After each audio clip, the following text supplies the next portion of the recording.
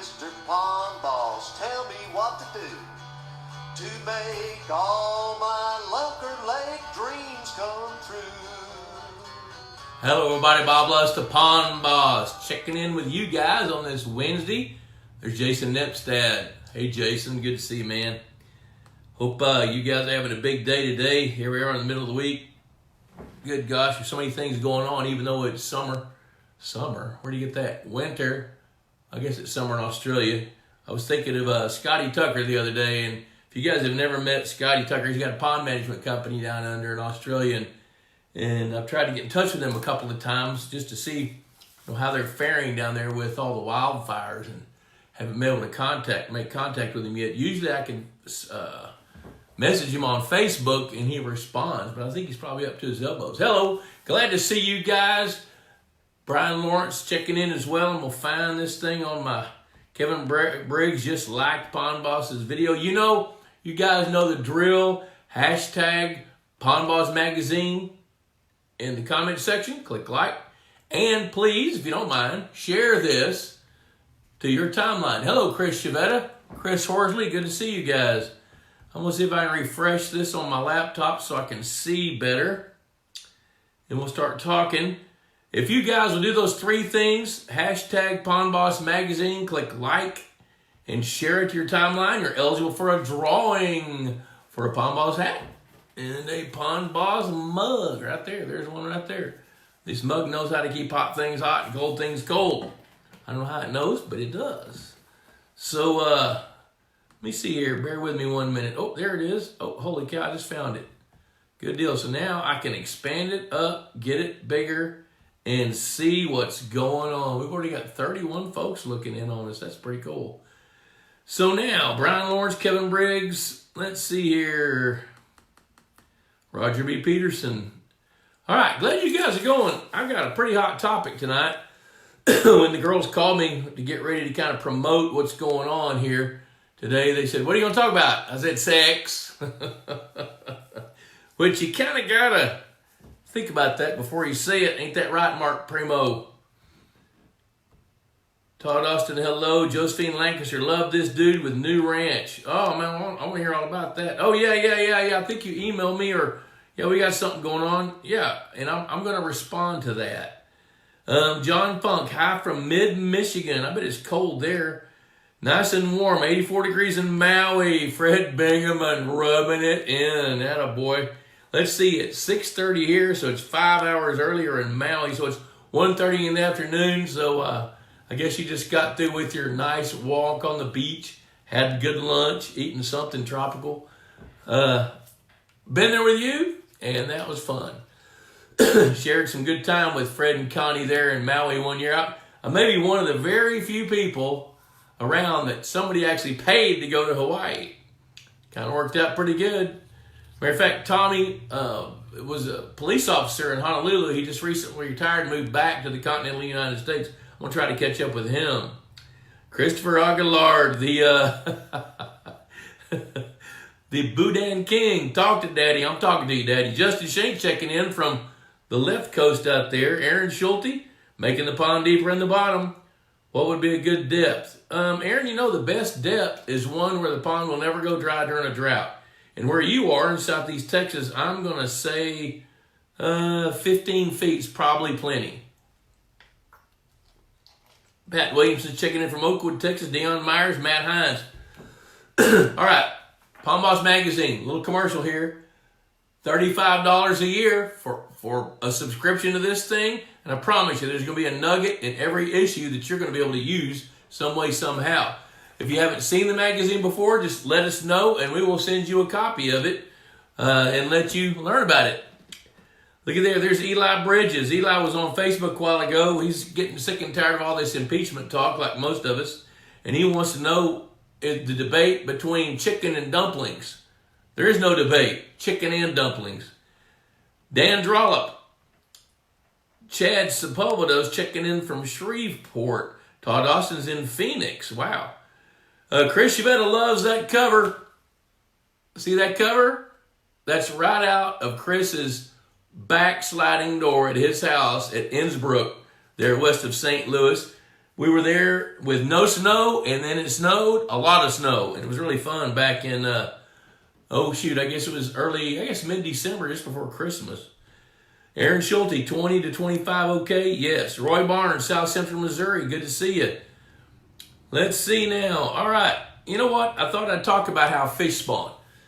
You know, it won't be long, and we're looking at the spring and the headlights. And it's really, really interesting, I think, to know about all the different fish, how they spawn, which fish spawn first, how they spawn. If you understand the way fish spawn, that gives you a leg up on understanding your pond, its fishery, its fish population as a community, which that's what you're striving for. If you've got a pond with fish in it, you want that to be a good community. Now, of course, you hear me harp on water all the time. You got to have happy water. If you don't have happy water, nothing else matters.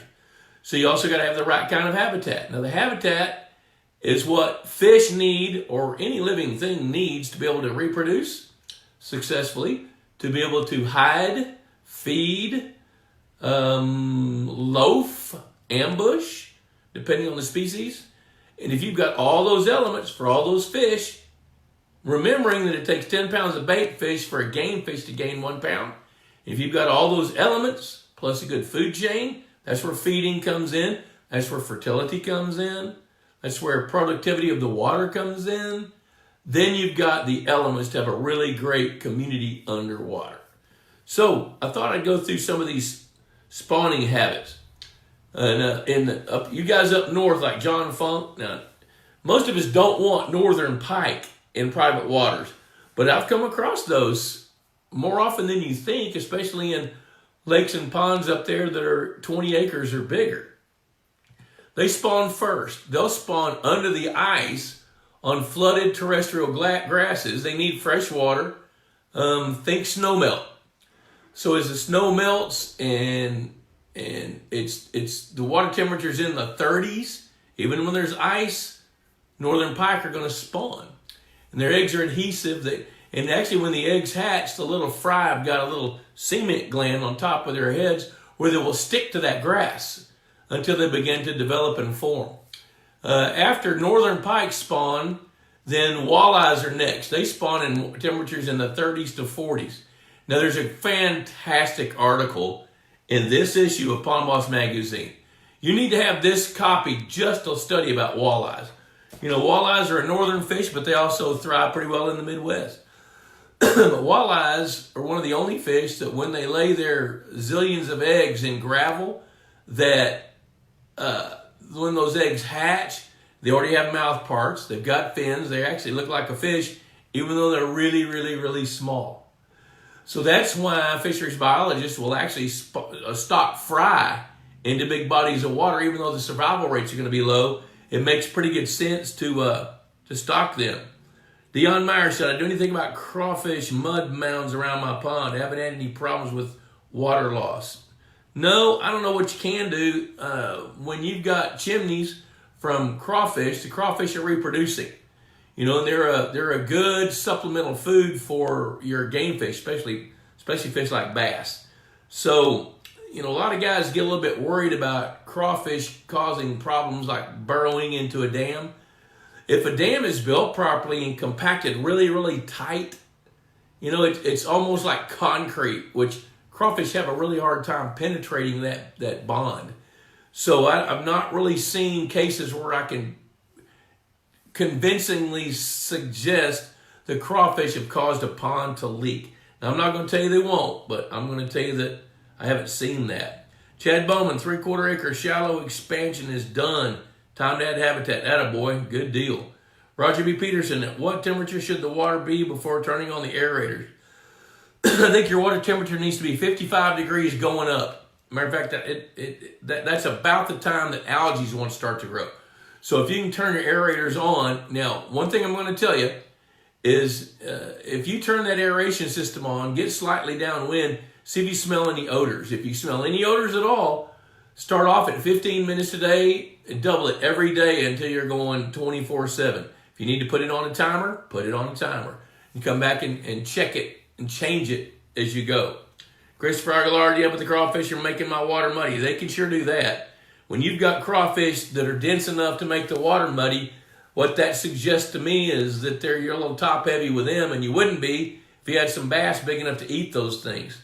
But I have seen shallow muddy ponds muddy because of crawfish. When the crawfish leave, that water settles out.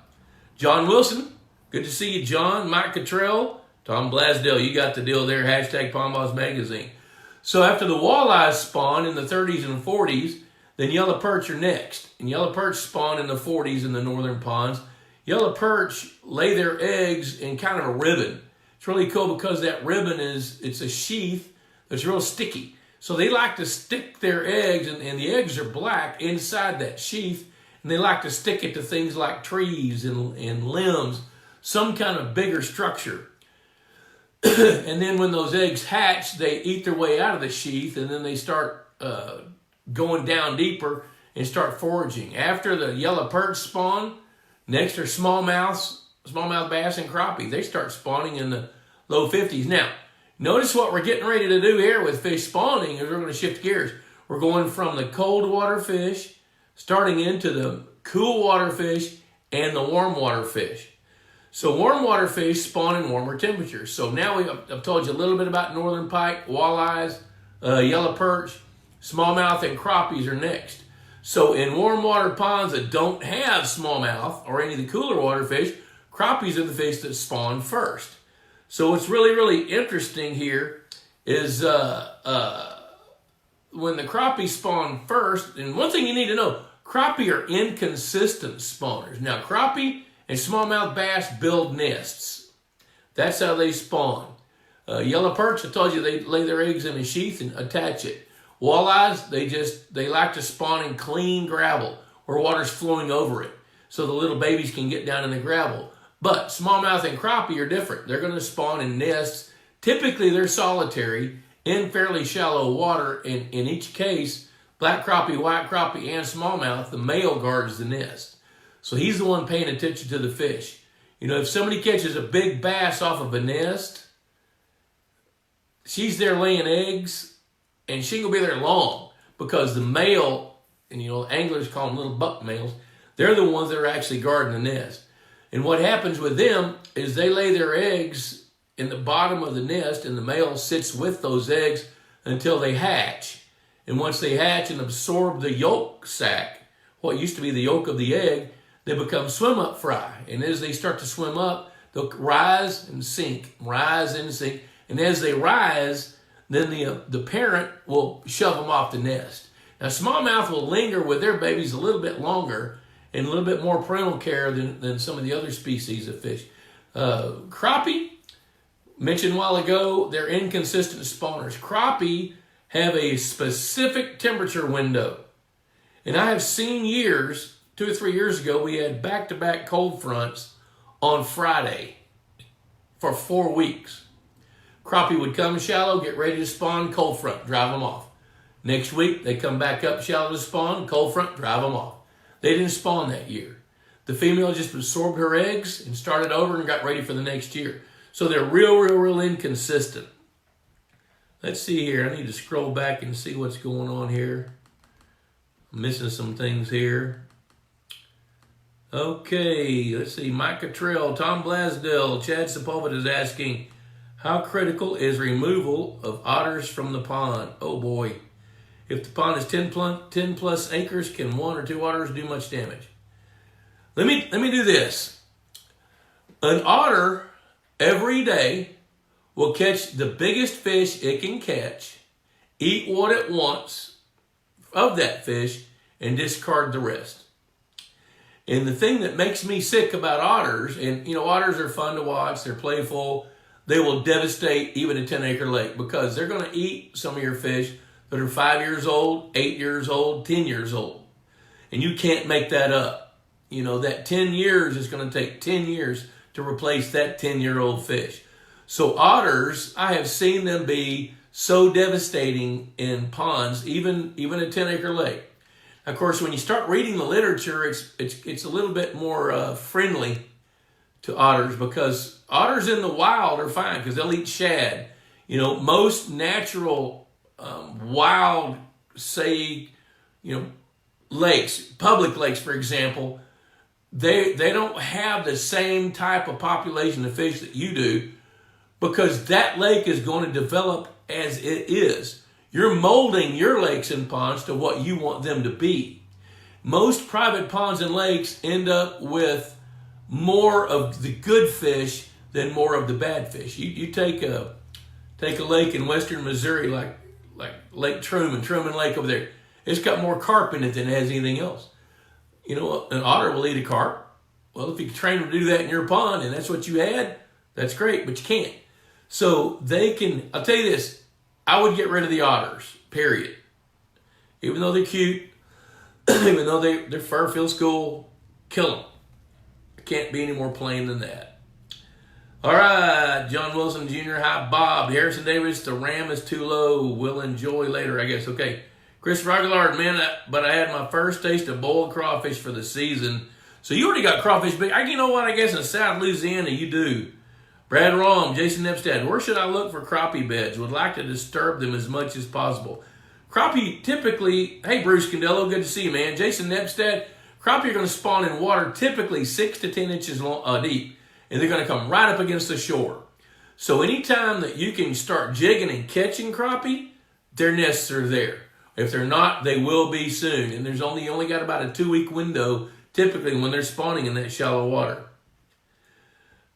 Robbie Shell, hey Bob, good to see you. Rob is with Purina Mills, a sponsor of our show. Matter of fact, look here, this is kind of a cool thing.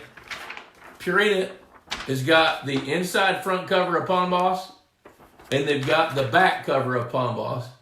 And this is a story I've shared on this show a number of times.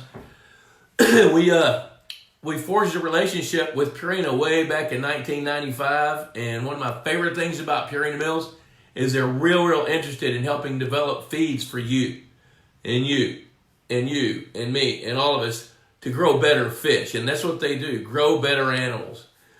Bruce, good to see you, buddy. John Krause got your onions and taters in. You know, John, I went today and I bought my onion sets. They will be in the ground tomorrow. I don't have potatoes in yet, but I bought some 10-15 Ys and then some sweet white onions.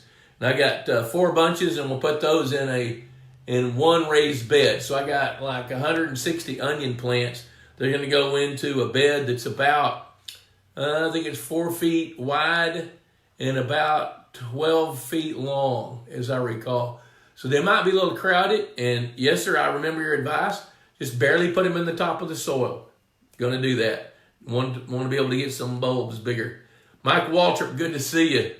Matt Hines, what's the best thing to use to make spawning beds, and how big and how many? You know what? Let me take you through a little bit more of this stuff. I'm kind of getting behind on the questions. Matt, I'll tell you this. When you're growing sport fish, the spawning beds you need to focus on more than any are sunfish, especially bluegills, because that's going to be the backbone of the food chain for largemouth bass especially. So that's gravel. They love to spawn in gravel. Matter of fact, I'm going to take you through the rest of these spawning fish so you'll know. After the smallmouth bass and the crappies spawn in the low 50s, with their nest builders, shallow water, crappie are going to spawn in water 6 inches. I mean, I've watched them with their back sticking out of the water in shallow water reproducing. After those fish spawn in the low 60s up into the 70s, here come the largemouth bass. Now, largemouth bass are solitary spawners. I've seen them spawn in water, crystal clear water, on top of a stump, in water that's 18 feet deep, 7 feet below the surface, spawning in the top of a stump. You know, but typically largemouth bass like to lay their eggs in a nest that's about the same size as a hubcap on a truck. There's your visual. Anybody still look at hubcaps? So 18 inches to 24 inches, they much rather have gravel or sand. They don't like mud, because when the eggs, here's something really fun to know, is when those eggs are laid in the bottom of that nest, if it's silty or muddy, they suffocate. The egg shells of these fish's eggs are porous enough that they release their gases as they metabolize and develop, as they're absorbing oxygen from the water to help breathe. So those eggs can't be in muck. So that's why the fish sweep out a good crater-like nest to be able to reproduce in. So smallmouth are going to be spawning in the largemouth bass are going to be spawning in the low 60s into the 70s. Now, here's the cool thing about largemouth bass, especially bigger fish. The biggest smallmouth, golly, I'm stuttering here. The biggest largemouth bass spawn first. So if you got a great big female, she's going to spawn first. But her eggs don't all develop at the same time. They don't all get ripe at the same time. The ones typically on the outside of the ovaries are more vasculated or closer to blood. They can develop better. And the female will lay those eggs, and the ones that aren't ripe, she won't lay. So those eggs will develop, and if that happens within the next 3 or 4 days, she'll spawn those in another nest. But largemouth bass spawn in cycles of the full moon. So do bluegills. So do pumpkin seeds. So when the moon is full and those females are spawning with those males, the female may spawn in 5 or 6 nests, which helps with genetic integrity, genetic diversity. But if she doesn't spawn all her eggs, before the phase of the moon changes, then she'll keep developing those eggs, and the next cycle of the full moon, about 30 days later, she'll spawn again, or 28 days later. And I've seen as many as 3 spawns until the water temperature gets way up in the high 70s. And then typically they back off from that. After the largemouth bass, then we get into the sunfish. And what's really interesting is a sunfish spawn at different phases of the moon and with just slight temperature differences. So you're talking about bluegills, pumpkin seeds, red ear sunfish, and those are all colonial spawners. Colonial meaning that you'll see a bed like what Matt Himes was asking about, which is about an area as big as the hood of a pickup truck, gravelly or sandy, wind-swept sometimes, and there's little craters about as big as a hoof print of a cow. And there might be 30 to 50, maybe even 100 of those hoof prints, and each one's going to have a little sunfish in it going round and around and around, guarding that nest, trying to keep the turtles off of it, keep bass off of it, keep those sneaker male bluegills off of it. And it's pretty funny because some of those male bluegills will mature sexually at about that size. And as that male is guarding, he'll sneak in and try to fertilize some of those eggs as he's working with the female to fertilize the eggs. So it's really kind of crazy. So let's see. And we got, after the sunfish, now bluegills, it's interesting to know that depending where you are in this United States, they're going to reproduce more than once. Like where we live in North Texas, I'm confident they're going to spawn 4 times a year. As a matter of fact, when we get back-to-back-to-back days like we're going to have this weekend where the temperature gets up into the 60s, 70s, air temperature, man, if the water temperature nudges into the 60s, they're going to spawn right now. Now, there won't typically be good survival rates of those babies because the temperature goes right back down. But you get a few bluebird days in the dead of winter, bluegill are going to spawn. Then they're going to go again in March, then again in May, then oftentimes again in September, and sometimes in October. So we can get as many as 5 spawns through the course of a year. And it's all temperature related. When that temperature gets up into that window, they're going to spawn. Up north, 1 spawn a year. You've typically got 75 bluegill days for bluegill season, bluegill productivity in the summertime. Where I am, we've got 300 days where the water temperature can be just right and the conditions can be just right for bluegills. So after the bluegills, now the water temperature is in the mid-70s typically, and that's about the time that our catfish start to spawn. They're last. So the channel catfish spawn typically from 75 to 85, where here, that's the 3rd or 4th week of May into June.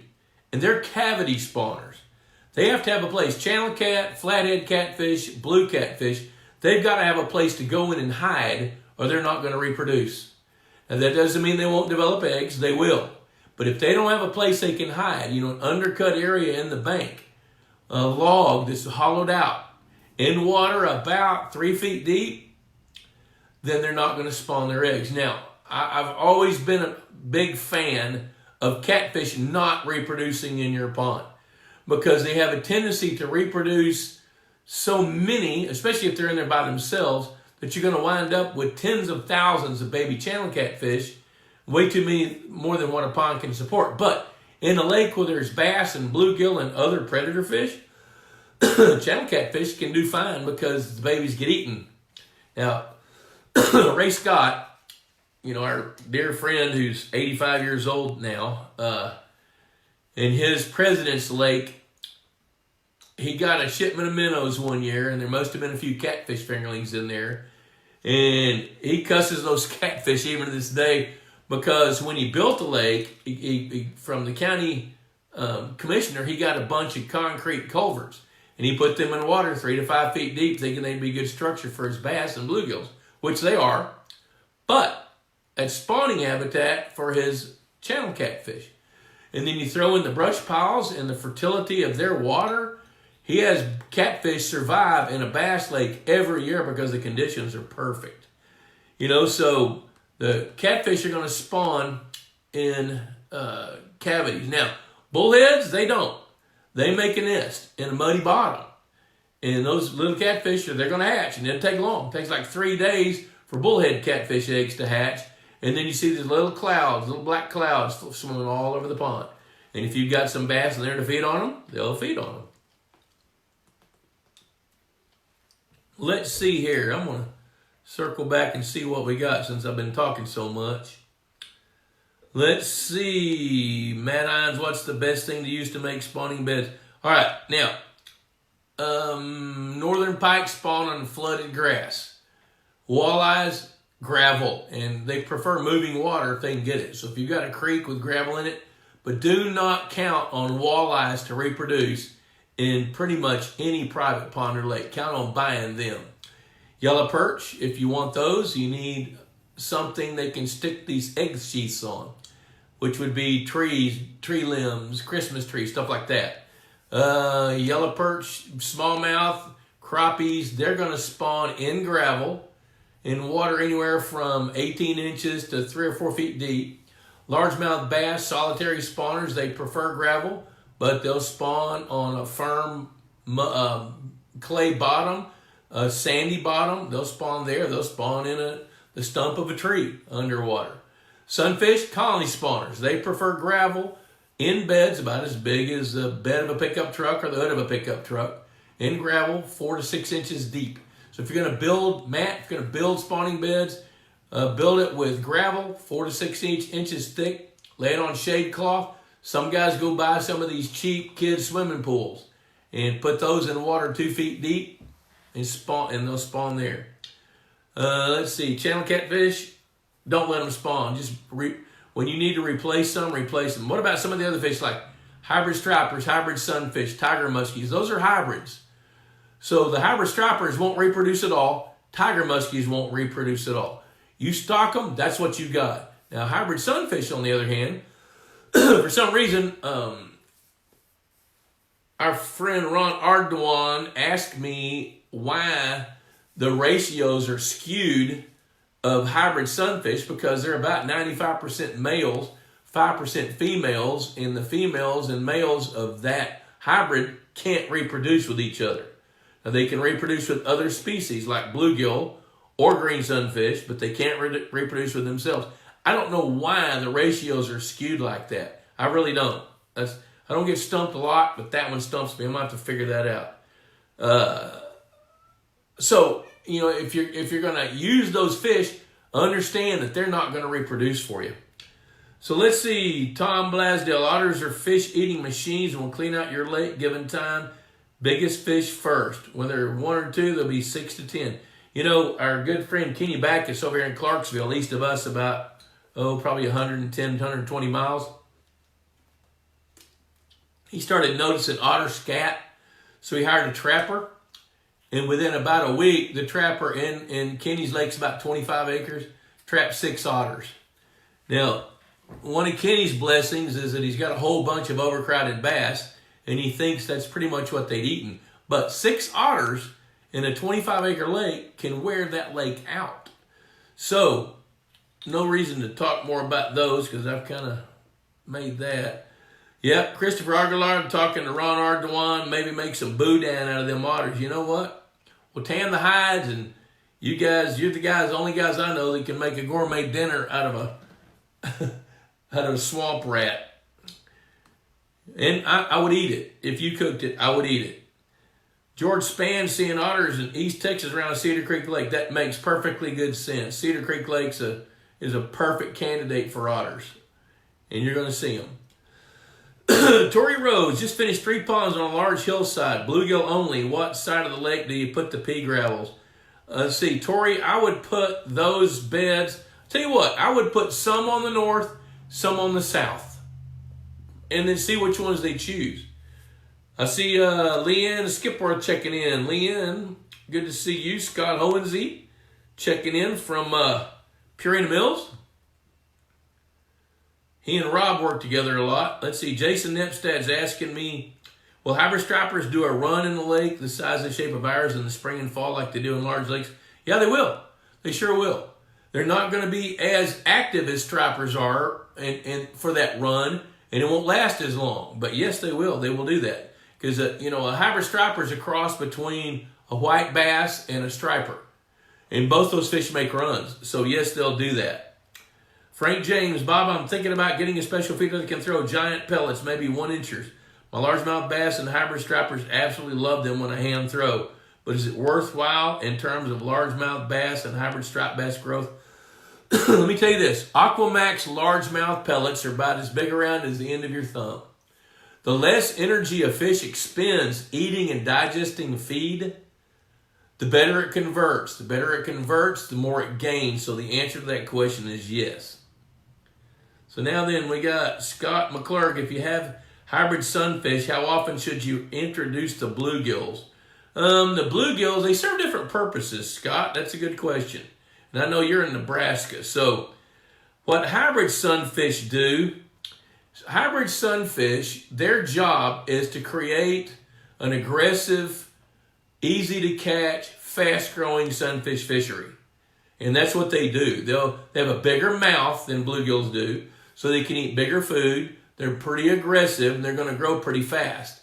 So their job is to create a fishery so people can enjoy those with sunfish that'll get to be 3/4 of a pound to a pound. Where conversely, bluegill have a little different job. Bluegill's job is to reproduce prolifically and create a food chain as well as game fish. So bluegill's job is to feed game fish like largemouth bass, to a lesser extent smallmouth bass and hybrid striped bass. So consider those fish together in a population if you're going to decide to add some bluegills. Because if you don't, then you're going to wind up with a bunch of bluegill reproduction, and the fish aren't going to get to have the growth rates that you're going to want. All right, let's see here. Chad Bowman, where the golden shiners reproduce and thrive. Good question. There's David Vanderheider. Good to see you, David Vanderheider. I kind of lurk on Facebook watching your fun stuff with your wife and kiddos down there in San Antonio. Golden shiners stick their eggs on grass, like bushy pondweed. Any of the submerged aquatic plants is perfect for golden shiners. Now, they won't lay their eggs if they don't have something they can stick those eggs to. So if you don't have any aquatic plants, when the golden shiners are spawning, and they're going to be spawning it in the low 60s to the low 70s. So if you don't have any plants at that time, what I like to do is go buy some coastal Bermuda hay or even wheat straw if you can't get coastal, and buy it in square bales and break it up, and then just distribute it around the edge, especially where the wind will blow it right up against the shore, and they'll come stick their eggs on that hay. And after that hay gets saturated enough, it'll sink in place, and they'll use it even more. So I'd be looking at getting golden shiners ready to go. I mean, they're going to spawn, I'm not sure, right here where I am, they're going to spawn at the end of March, 1st of April. So you need to have your substrate in by the time the water temperature gets up to the mid-50s, no later really than the low 60s. Fathead minnows, on the other hand, they reproduce by, the male gets these little bumps on its head called tubercles. There's your big word for the day. And they'll use those bumps on their head to scrape off a place on a rock above them, a dock, pilings on a dock, anything hard, rock pile. So they'll make a nest about as big around as $50 about like so. And then when the female is ready, she'll come. He'll take those eggs with his head and shove them up and stick them to that nest underneath the sides of firm objects. Pallets are good. PVC is good if it's big enough for them to be able to navigate in and out. So that's what I'd be looking at. There's Jeff Connor. Guess who he works for? Purina Mills. Good to see you, Jeff. Good to see you, man.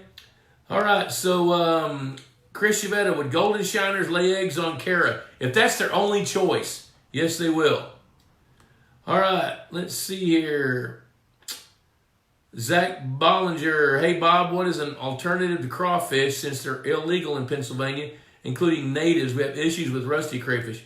You've got native crawfish up there, Zach. And I don't really see an alternative other than scuds,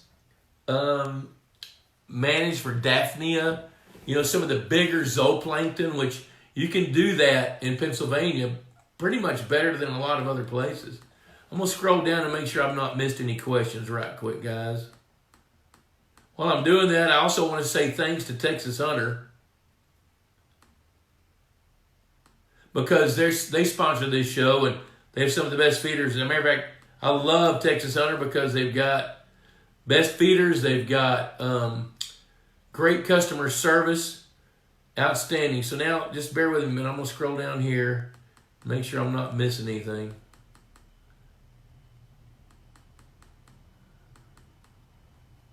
I don't think I missed anything yet. Yep, already answered that. Yeah, we're talking about crawfish quite a bit. Let's see here. Bear with me. I don't think I've missed any. If I've missed any questions, I'll circle back after we're through and come back to that. All right, let's see here. Now I need to kind of get ahead because I'm getting behind. Well, how are you? I've already answered that. Special feeder, got that. I've talked to Texas Hunter about trying to engineer a feeder that would throw those Aquamax largemouth pellets, but they haven't come up with it yet. Okay, and Zach Bollinger, going back to yours, there are some, man, I wish I could remember the name of the species, but you've got at least 3 native species of crawfish there in Pennsylvania that like to hang out under rocks, in streams, and eat vegetation and reproduce in the vegetation. They don't make the chimneys like the red swamp crawfish do down in the south. Chris Chavetta, with golden shiners, legs on carrot. If that's the only choice they got, yes, they will. Joanne Pelafont, good to see you. I haven't seen you in a while. Happy New Year to you. Doug Briggs, good to see you, Doug. That's another Briggs. You came to that other Briggs? Jason Nipp said, what temperature does my favorite fish, common carp, spawn? Need to make sure my archery skills are on point. But what you'll see there, common carp will start coming up into the shallows, especially around cattails, when the water temperature's in the mid-60s to the mid-70s. And you'll see them surface. Matter of fact, when you see cattails moving, and now that'll be after the new cattails have started to grow. So when you see new cattails that are already 3 feet tall, 4 feet tall, that's about the time you're going to start seeing carp coming up. And they'll roll. When they roll, there's 2 of them there, and they're doing their little courting dance. And they lay their eggs freely and just let them go. So get you a headlight or a Q-beam out at night, especially because they really like to spawn at night. And channel catfish do that as well. And to a lesser extent, largemouth bass do that because they spawn during cycles of the full moon. But to answer your question, start watching for the cattails to be bumped. And that's going to be temperature 62 to 65 going up. And I'd be looking at it then. So let's see. Scott McClurg said, oh wait, let me back up here. I just read Bruce's question. I'll tackle that one in a minute. Especially since I'm only drinking bottled water today. Tate Smith, when should I introduce fathead minnows to my pond? Well, I'm going to presume it's a brand new pond. It has no fish in it. I would start introducing fathead minnows in it when the pond is halfway full, going into a rainy season. Halfway full meaning it covers half the surface area that it will be when it's finished, with water at least 8 feet deep. And when you stock those fathead minnows, be sure they've got a place to spawn, underneath firm objects, that sort of thing. So when is that? I don't know where you are, but I'm going to tell you anytime from about the first week of March on, and get them in there as soon as you can. Scott McClurg, our pond has been frozen over for a few weeks, looking to drop in an aerator in the shallow end to vent it out. I tell you what, Scott, as interested as you are in this stuff, and you ought to talk with Bruce a little bit. Bruce, I'm going to answer your question. What's better, an old-fashioned or a Manhattan? I like an old-fashioned. You know, Chris Blood, the Texas Hunter, introduced me to old-fashioned, and I was kind of in awe watching him make it because, you know, he's got his ingredients. He's got his bar syrup. He's got his Muller thing, emulsifier deal. He puts in a little piece of orange, a couple of cherries, bitters, and he mixes all that in. Then he puts in one great big ice cube. Then he adds the whiskey and stirs it just a little bit, and there you go. So, if I'm going to pick an old-fashioned or a Manhattan, I'm going to pick an old-fashioned. So now, Scott says our pond's been frozen over.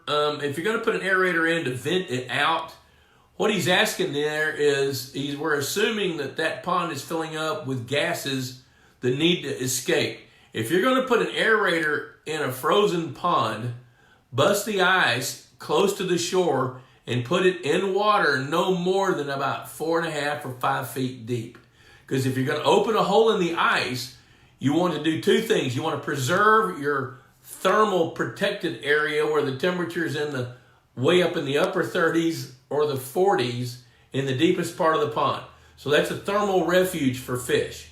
The second thing is you want to think about safety. So put that aerator, if you're going to put a diffuser in there, put it real close to the shore and let it open a hole there in water no deeper than about 5 feet.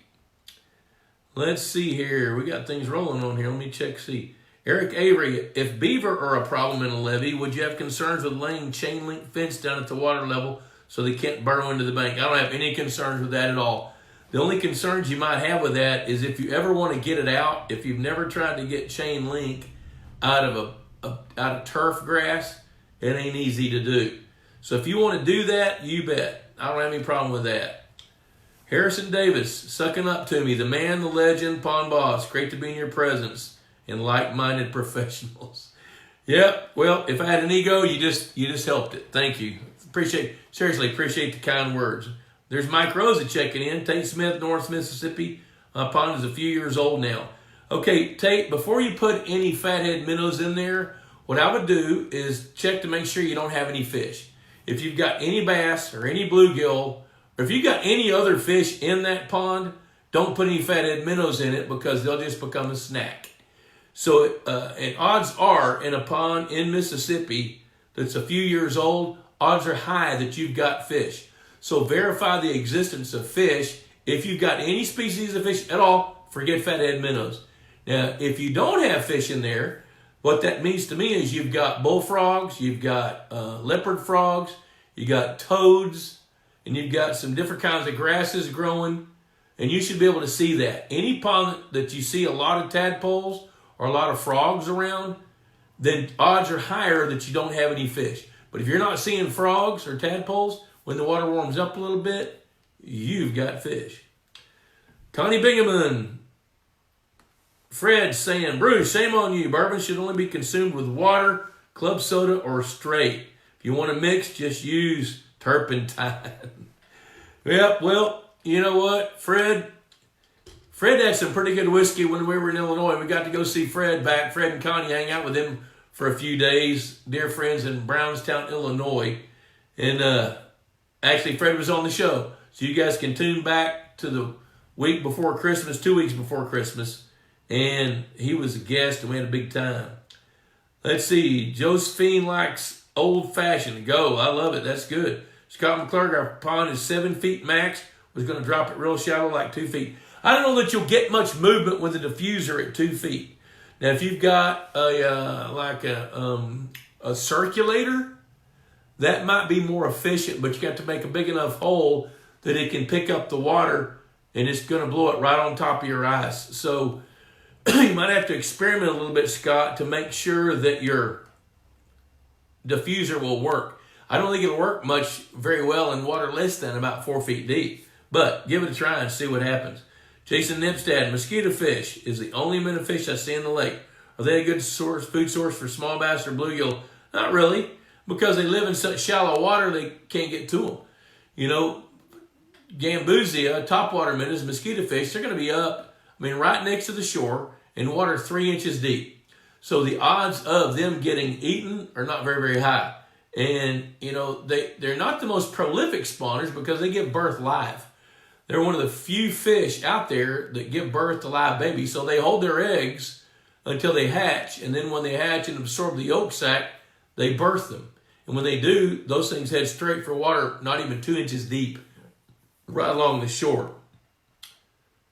Good spawning habitat. They don't need, mosquito fish don't need spawning habitat because they give birth live. Chris Ketchum, good to see you. Holy cow, we busted through all these questions and things. Hit me with some more. It's 7:16. We got about another 15 minutes or so. I'm going to scroll back through here, see if I can think of any other things to add to the reproducing stuff. I noticed that in the description it was said I was going to talk about sex. That's about as good sex as I'm going to talk about. Spawning areas. If you want your golden shiners to spawn, they got to have grass. If you got a brand new pond with fatheads, underneath sides of firm objects. You got sunfish, colonial spawners. They make colonies of little bitty hoof prints. Now, here's another tip. If you're going to put in spawning beds, and if you think there's any shot that your water is going to fluctuate at all, then you need to put spawning beds, like for sunfish, maybe even bass, which, you know what? I don't encourage bass to reproduce. I don't really want them to. I would rather the bass never spawned again, and if I needed to add a few, I could go selectively pick out the genetics that I want to fill the void in the population dynamics. So I could go buy that strain of Florida bass from that hatchery, or I could go get F1s over here from American Sportfish, or I could go get some pure strain Northerns from up in Kansas, from Hartley's. So I don't really encourage folks to create spawning beds for largemouth bass. If they find a place, that's great. Odds are they will. But I do encourage building spawning beds for sunfish, especially bluegills. So where I'm going is if your pond is going to fluctuate, have some spawning beds in water that's 18 inches when the lake is full. Maybe drop down another 18 inches and put a bed over there in case the level drops 18 inches. Because, the thing about it is, if you're not in a drought, you will be. Every drought ends with a flood. So you can compensate for that by changing and varying the depths that you put your spawning beds in. Let's see, Jason Nipstad, any idea what temperature or what triggers hybrid stripers to go on their biannual run? Would like to keep an eye out for it. I'm going to tell you that they're going to go on their run typically when the water temperature is in the upper 50s into the late or high 60s. And it kind of depends. Some of it's going to depend on how much rain you get. If you got water flowing in the lake, that's going to trigger that run faster than if it's not raining. If water's not flowing into the lake, the run's going to be triggered more so by the temperature. I've seen hybrid stripers running in big schools headed towards shallow water, going up the creek when the temperature's in the low 50s. But that's not common. So I'm going to tell you upper 50s until the upper 60s is about the time they typically run. Chad Sepulvedo, I've seen some sites that sell bulk bullfrog tadpoles. Would they be worth stocking in hopes to get some bullfrogs on my pond? Any risk to my bass bluegill populations? Hello, Drew Hay. Here's the deal about bullfrogs. They should be there. If they're not, there's a reason. Now, bullfrog tadpoles don't taste good to game fish. So the game fish tend to not eat those bullfrog tadpoles, but it takes about 2 years for a bullfrog tadpole to turn into a frog, to grow into be a bullfrog. And then the bullfrog is going to be about that big, which is prime food for largemouth bass. So if you've got a pond that doesn't have many fish in it, doesn't have any fish in it, I'd be tempted to put some tadpoles in that. Now the risk to your bluegill and bass populations, I don't really know of any risks. Because out of 100 tadpoles, if you can get 4 frogs out of that actually make it to adulthood, you've had a home run. Now, here's the other catch. If you don't have good bullfrog habitat where they can be safe and find insects and small fish and turtles and things to eat, they're going to leave. I mean, I've seen bullfrogs jumping across a field before, trying to find another place to be.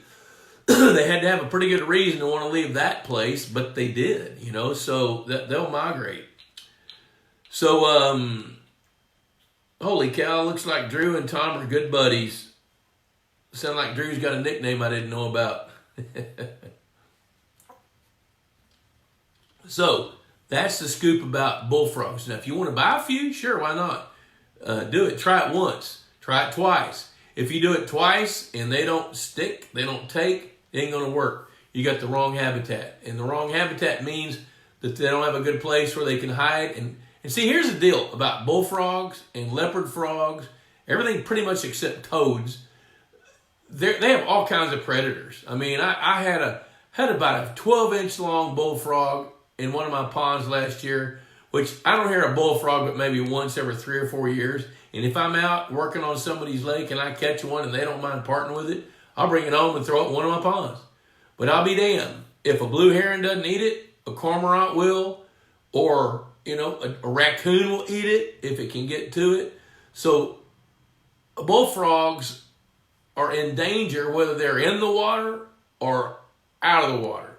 So bullfrogs really like to have a place where they can be safe, which is like cattails, and a place where they can eat insects. Now, I have come up with bullfrogs, so many bullfrogs, and you'd be stunned at what they eat.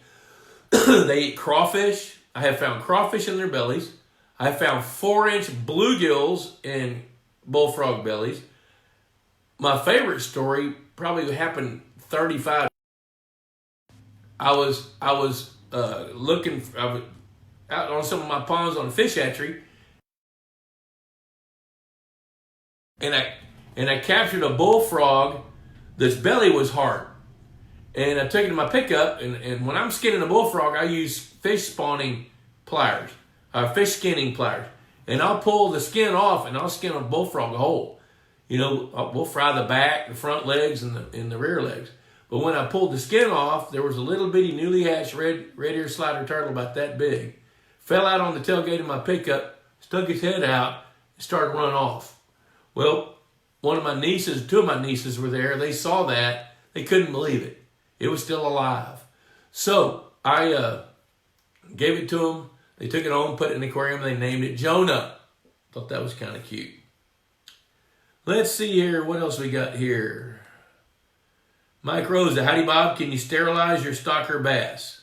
No, you can't. What people try to do with that is they maybe buy single sex, which is females. So you're going to pay twice as much for a female bass as you do if you were just buying a pond run. But trying to keep males out of an all-female population is almost impossible. And then as that population begins to mature, the dynamics are off. A percentage of the fish won't grow. There's not a way that I know of to sterilize a bass. Tom Blaisdell is saying hello to Fred Bingaman. So let me see here. There says more comments. Now my computer's kind of locked up and not letting me scroll down. Yeah, Debbie Dobbs Lusk just tried to call me. She forgot it was Wednesday. All right, let me see here. Chris Horsley, would you stock snails in order to help feed red ears? No, I tell you what I would do is I would allow some bushy pondweed to grow, American pondweed, any of the pondweeds, Illinois pondweed, small leaf pondweed, any of the pondweeds, if they start growing, you're going to get snails. And if you've got that, the snails are going to show up. It happens. So, let's see here. Looks like my wife put an L up there. That's cool. Hi, honey. Scott Angelico, is it good to put artificial habitat deep and shallow or one or the other? I'll tell you what I tell people, Scott. if you're going to add artificial structure, artificial habitat, put it in water along the perimeter in depths at least 4 feet deep, all the way down to a little deeper than halfway as deep as the pond is. So if you've got 15 feet of water, 16 feet of water, put your habitat in water from 4 feet to about 9 feet. And that way fish are going to use it pretty much all year long. Now, if you've got an aerated pond, we're going to talk about putting some habitat in deeper water. But the majority of the fish that you're going to have are going to orient to the perimeter of the water, or the pond, except in the hottest part of the summer. In that case, they're going to try to hunker down in the thermocline. But if you've got some good structure that penetrates the thermocline, where they can rise up and down a little bit, they're going to hold closer to that structure. So there you go. You have aeration. So Scott, if you want to put some artificial structure in deeper water, then you can, because that's going to assist your ability to catch fish in the heat of the summer. There's Chuck Brinkman checking in. Once you mentioned a certain side of a pond to place hollow logs to help catfish spawn. Can you remind me of the side, please? I think it was the south-facing bank. I'm going to tell you what, Buzz Hartley taught me in 1981. And I've tried it different ways, and I always circle back to what he said. Now, back in the day, these fish farmers would use old cream cans from a dairy farm. And they would take the top off the cream can, fill it full of water, anchor it in water about 3.5 or 4 feet deep, with the open end facing south to get the most sunlight photo period during the day. And they do that in the 3rd week of May. So that's the way that's what Buzz Hartley taught me. And I'm going to tell you this. When I was hatching more catfish off and on through my 41 years of doing this, anytime I want to hatch catfish, I've still got some old cream cans, believe it or not. You can even go to some of the breweries if they still sell them, and you can buy some used kegs, especially the rubber ones with the handles, cut the top out of it. Those make really good spawning devices for channel catfish. And so what happens is you put it in the water. Now, you can't have any air in that can at all. So what the fish farmers do is they'll cut a hole in one side, the side that's going to be up. They'll put a little bit of concrete in the bottom of that cream can and put it in water where the concrete is flat on the bottom with a hole up where the air is let out. And then when they get ready, the catfish will go in and spawn. And then the fish farmers wait out there, and this is kind of cool, nobody knows this. They'll make a fist like that with their thumb in it. They'll stick their hand in that cream can and slowly open their hand up and start sweeping back and forth along the bottom of that container. And in a minute, they'll feel eggs in there. Now, if you raise your fingers up, catfish are going to bite the tips of your finger. So when they feel the eggs in there, then they'll pick the can up, pour the catfish out, and then take a spatula, harvest the eggs in one big mass, jelly mass, and put them into a bucket, and then take them up and hatch them up at the fish farm. There's your little tidbit that you won't read anywhere. So, holy cow, it's 7:28. I need to wrap it up and get going. So, holy cow, this has been a fast-paced, fun hour. I really do appreciate you guys listening in. Remember, pondboss.com, Ask the Boss, great discussion forum, $35 a year for a subscription to the magazine. Oh, we did have a winner. Steve Alexander, Private Water Fishing. Going to get a hat, get a mug. Coming at you, Steve Alexander. Look up Private Water Fishing. Learn about Steve Alexander. Very, very cool guy. I see Willie Howe checking in as I'm checking out. So, Willie, we'll see you as we go around the neighborhood. Again, thanks for watching. Check us out on Facebook. Check us out at pondboss.com. If you want to see a copy of the magazine, send an email to info@pondboss.com, and we'll get it going to you. So until next Wednesday night, thanks for watching. Adios.